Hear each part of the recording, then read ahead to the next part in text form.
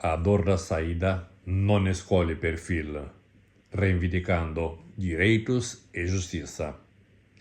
Vídeo número 38.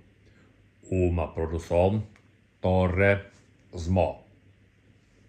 Milhões de pessoas nos 4 cantos da Terra sentem-se injustiçados, mas nem todos conseguem ter força para denunciar ou articular suas vozes de forma a serem ouvidas. A busca por justiça acompanha a humanidade desde tempos remotos. Esse conceito, intrínseco à nossa existência, foi debatida e defendida em diversas sociedades e culturas ao longo dos milênios.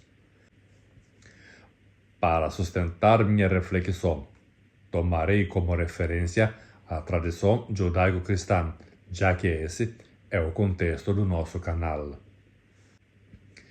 Desde Gênesis, com o sangue de Abel clamando por justiça, passando pelos salmos e profetas, esse anseio se intensifica nos evangelhos, nas epístolas e culmina no Apocalipse.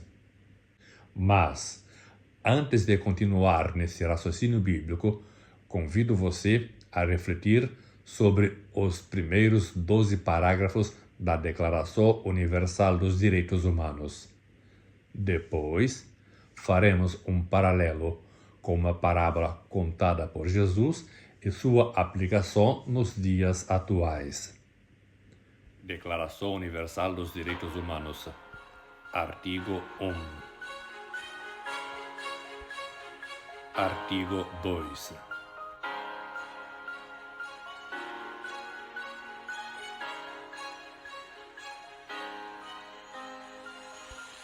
Artigo 3.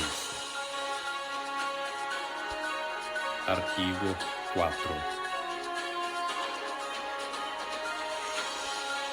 Artigo 5. Artigo 6. Artigo 7.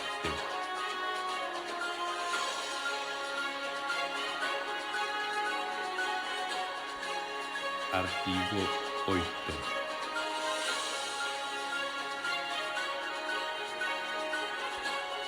Artigo 9. Artigo 10.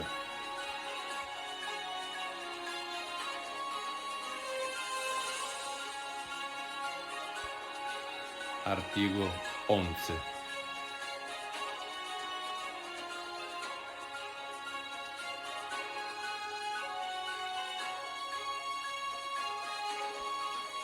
Artigo 12.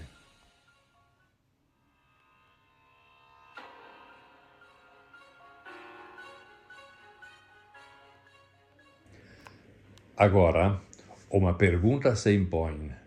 Quem é digno de ser comparado ao justo? Ou talvez, mais apropriado, seria perguntar: quem é digno de ser comparado ao injustiçado? Digo isso em relação aos ex-adeptos da Sociedade Torre de Vigia.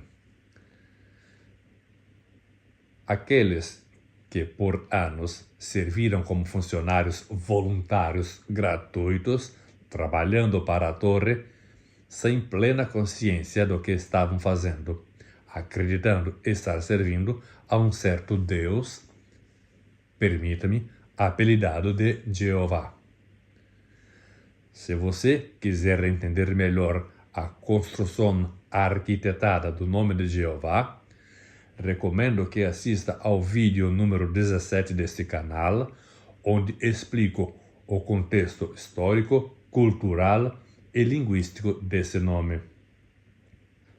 Lembrando a famosa frase de Raymond France, que afirmou que não há saída honrosa das testemunhas de Jeová, podemos dizer que os que saíram foram desassociados ou se dissociaram. Em outras palavras, ou foram demitidos ou pediram demissão da empresa da fé cega. Ao deixarem o grupo, seguiram caminhos diversos. Alguns se tornaram ateus. Outros buscaram diferentes religiões ou espiritualidades. Outros ainda passaram a viver de formas contrárias ao hipócrita moralismo social.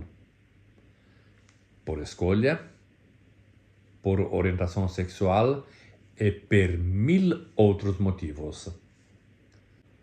Mas será que, por isso, eles não têm direito à justiça?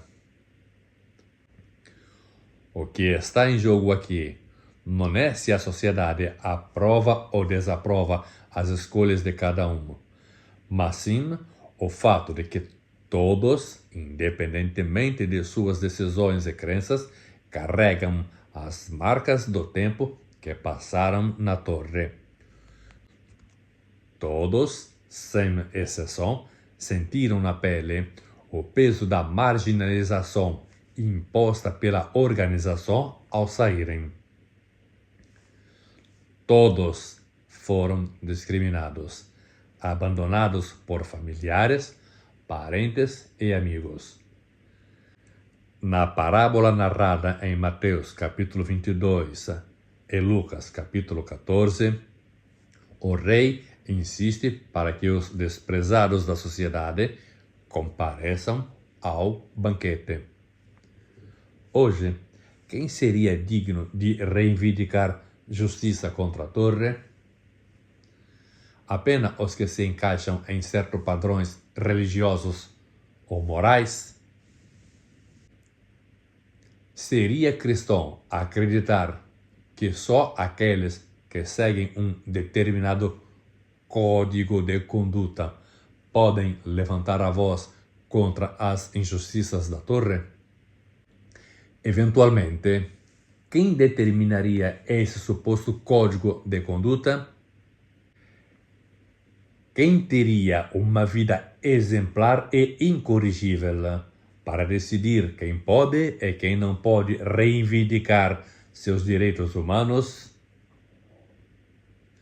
Dores, tristezas, humilhações, abandonos são sentimentos que se manifestam na vida de todos, pobres e ricos, bonitos e menos bonitos, saudáveis ou diversamente saudáveis, com ou sem o prestígio moral que a falsa religiosidade deseja etiquetar. Todos têm alma, ou melhor, são almas, e todos sofreram o mesmo tratamento ao saírem de uma religião de autocontrole.